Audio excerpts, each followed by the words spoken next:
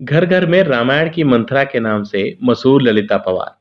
ललिता पवार का 104वां जन्मदिन बीती 18 अप्रैल 2020 को था। ललिता पवार के नाम सबसे लंबी एक्टिंग पारी खेलने का रिकॉर्ड है। तो आज हम इस वीडियो में रामायण की ललिता पवार के बारे में कुछ ऐसे तथ्यों को जानेंगे जो आपको पक्का से पक्का नहीं पता होंगे। तो नमस्कार दोस्तों, स्वागत है आप सभी का आपके अपने favourite YouTube channel beautiful Bollywood में।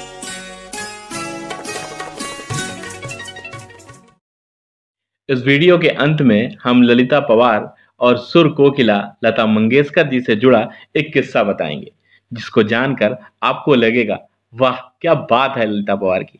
चलिए शुरू करते हैं हम अपने ललिता पवार के इस वीडियो को।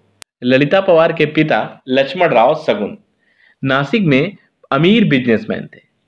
कहा जाता है कि जब ललिता की मां प्रेग्नेंट थी तब अंबा देवी के मंदिर गई हुई थी। वहां पर उन्हें प्रसव पीड़ा हुई और मंदिर के बाहर जन्म होने के कारण उनका नाम अंबिका रख दिया गया। एक बार अंबिका अपने पिता और भाई के साथ पुणे में एक फिल्म की शूटिंग देखने गई। हाँ, ललिता पवार, अंबिका और ललिता पवार से जुड़ा भी किस्सा बताते हैं। जहां निर्देशक नाना साहब ने उनको देखा और बाल भूमिकाएं करने के लिए उन्हें चुन लिया, पर ललिता के पिता इसके खिलाफ थे। हालांकि कई बार मनाने पर वो मान गए।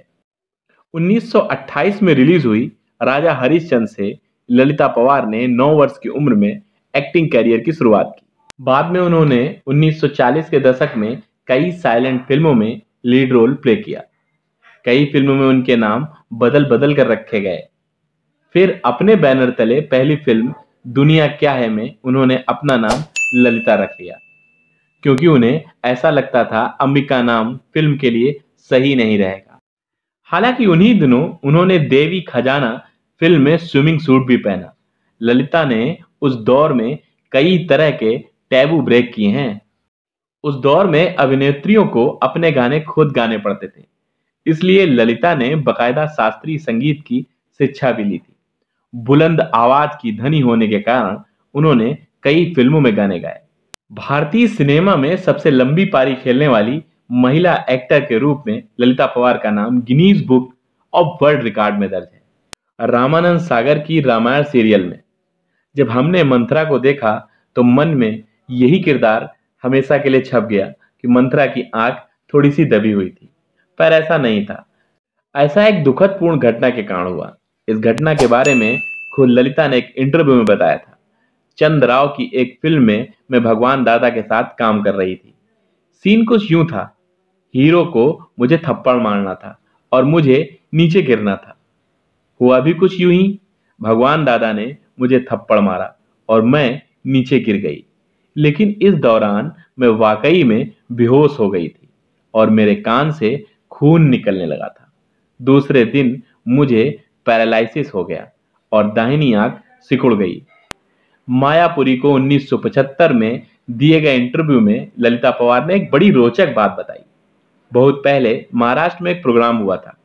एक छोटी सी लड़की गाने के लिए बैठी। उसने इतना अच्छा गाना गाया कि मैं खुद को भूल गई। मुझे गुस्सा आया कि उस लड़की को इनाम क्यों नहीं मिल रहा। मैं खड़ी हुई और कह दिया कि मेरी तरफ से इस लड़की को सोने का मेडल इनाम दिया जाए। लेकिन फिर मुझे होश आया कि मैं सोने का मेडल लेकर कहाँ आई हूं, तो चुपचाप मैं अपनी जगह पर बैठ गई। बाद में मैंने सोने की कुंडल बनवाए और कोल्हापुर जाकर उस लड़की को दिया। आप जानते हैं उस लड़की का नाम क्या था? उस लड़की का नाम था लता मंगेशकर, सुर कोकिला लता मंगेशकर। जीवन के अंतिम दिनों में ललिता पवार जबड़े के कैंसर से ग्रसित हो गई थी। इसके बाद वो पुणे शिफ्ट हो गई। उस वक्त वो कहती थी शायद इतने खराब किरदारों को, इतने खराब लोगों के किरदार को उन्होंने अदा किया है, आज उनको उसी की सजा मिल रही है। 24 फरवरी 1998 को पुणे के अपने ही बंगले आरोही में इनकी मृत्यु हो गई। उस वक्त वो अकेली थी और उनका परिवार उनके साथ नहीं था। जब बेटे ने फोन किया तो इनके घर से किसी ने नहीं उठाया। उनकी मृत्यु के लगभग 3 दिनों बाद लोगों को पता लगा कि ललिता नहीं रही, क्योंकि वो अकेले रहती थी। ललिता का नाम सुनते ही दिमाग में उन तमाम क्रूर सासों का चेहरा घूम जाता है जो अपनी बहुओं को चैन से नहीं जीने देती थी। चतुर सुंदली फिल्म में उन्होंने मोची का किरदार निभाया था। कहते हैं कि उनका रोल इतना पॉपुलर हुआ था कि लोग उनसे छुआछूत का व्यवहार करने लगे थे। फिर उनको जाति प्रमाण पत्र बनवाना पड़ा था। ये हमारी इंडिया का दुर्भाग्य कहिए कि हमारी फिल्मों पर भी जाति का प्रभाव पड़ जाता है। ये वही चेहरा है जो पेट्रियार्की से जूझ रही औरतों को औरतों के प्रति क्रूर बना देता था। जो भी हो, आज ललिता हमारे बीच में नहीं है, पर उनके द्वारा निभाए गए जीवंत किरदारों के द्वारा आज भी वो हमारे बीच में जीवित हैं। तो आपको मेरे द्वारा बताई गई ये ललिता पवार की छोटी सी स्टोरी कैसी लगी? कमेंट बॉक्स में जरूर बताइएगा। मैं आपके कमेंट्स का इंतजार करूंगा। जय हिंद, जय भारत।